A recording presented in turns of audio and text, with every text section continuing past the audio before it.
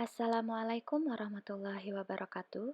Perkenalkan, nama saya Gita Ayu Aprianti SP, peserta Latsar CPNS Kota Banjarmasin, golongan 3 angkatan 18 kelompok 3, nomor daftar hadir 22, PPS DMD Provinsi Kalimantan Selatan tahun 2022, dengan pengampu materi Bapak Dr. Zainal Fanani, MED. Pada kesempatan ini saya akan membahas tugas individu, yaitu analisis isu efektivitas kinerja individu sesuai dengan tugas pokok dan fungsi masing-masing. Di sini saya sebagai analis peningkatan usaha pertanian dan agrobisnis di bidang pertanian DKP 3 Kota Banjarmasin. Berdasarkan tupoksi saya sebagai analis peningkatan usaha pertanian dan agrobisnis, ada beberapa masalah yang dihadapi. Di antaranya ada tiga, yaitu satu, minimnya komoditi sektor pertanian yang menjadi unggulan daerah. Yang kedua, tindakan pengolahan hasil pertanian yang masih kurang optimal. Dan yang terakhir adalah kurangnya pengetahuan dan motivasi dari petani selaku pelaku usaha untuk mengolah hasil dari pertanian mereka. Dari tiga masalah yang diperoleh tadi, kemudian dianalisis isu prioritasnya menggunakan metode USG atau Urgency, Seriousness, and Growth.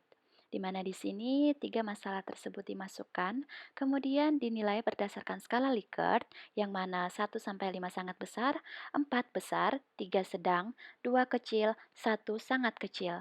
Di sini ditemukan nomor 3 yang paling banyak skornya yaitu 13, maka nomor 3 yang saya angkat yaitu kurangnya pengetahuan dan motivasi dari petani selaku pelaku usaha untuk mengolah hasil pertaniannya. Selanjutnya saya melakukan analisis masalah dengan menggunakan metode Fishbone. Di sini terdapat 4 faktor yang menjadi sebab di mana terjadinya masalah yang sebelumnya saya jelaskan. Yang pertama adalah keterbatasan alat dan bahan.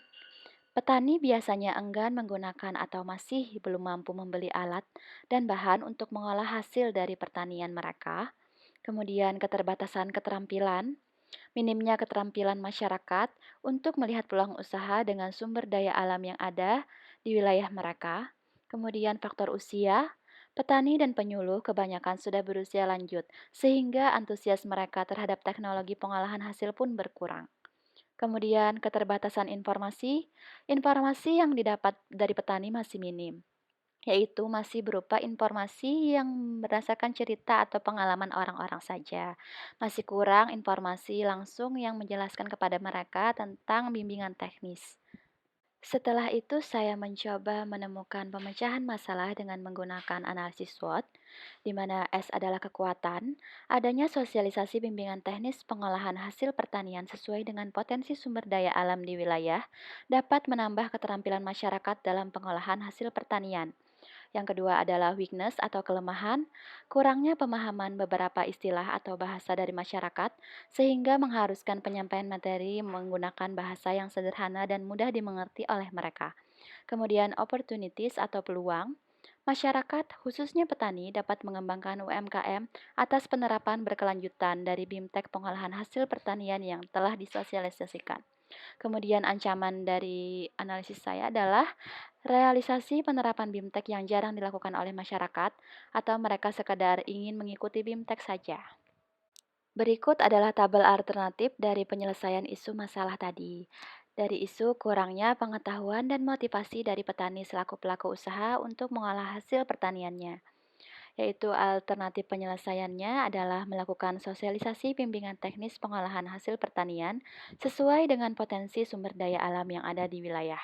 Tahapan alternatifnya yang pertama meminta persetujuan kepada Kasubit dan Kabit untuk mengadakan bimbingan teknis pengolahan hasil pertanian yang potensial. Yang kedua, melakukan sosialisasi kepada penyuluh pertanian terkait bimbingan teknis yang akan dilaksanakan ke masyarakat.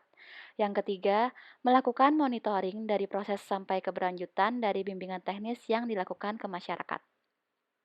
Hasil yang diharapkan dari bimbingan teknis itu adalah masyarakat, khususnya petani, mampu memberikan nilai tambah terhadap usaha taninya dengan melakukan pengolahan hasil. Yang kedua, penyuluh pertanian dapat lebih mudah melakukan pembinaan pertanian yang potensial. Yang ketiga, terciptanya UMKM dengan produk unggulan dari pengolahan hasil pertanian. Pihak-pihak yang terkait dari BIMTEK ini adalah Kepala Bidang Pertanian, Kepala Subbagian Bina Usaha Pertanian, Staf Bidang Pertanian, penyuluh pertanian, Gapoktan, Poktan atau petani, dan masyarakat umum.